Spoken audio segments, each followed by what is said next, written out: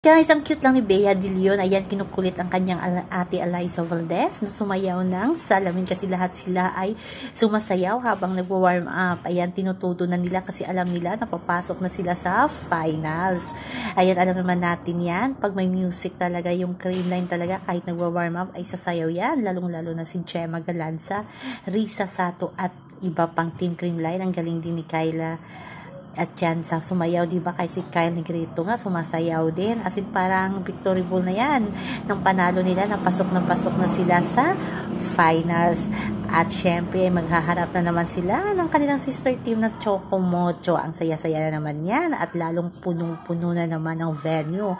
Alam naman natin Choco Mocho lang at Creamline ang nagpapapuno ng venue, o di ba? Totoo naman, di ba? So ayan, good luck muna sa Choco Mocho at Creamline. So abangan natin ang first game nila sa Thursday, May 9 yan. Kaya yan lamang po guys ang ating update. Hanggang sa muli, bye bye.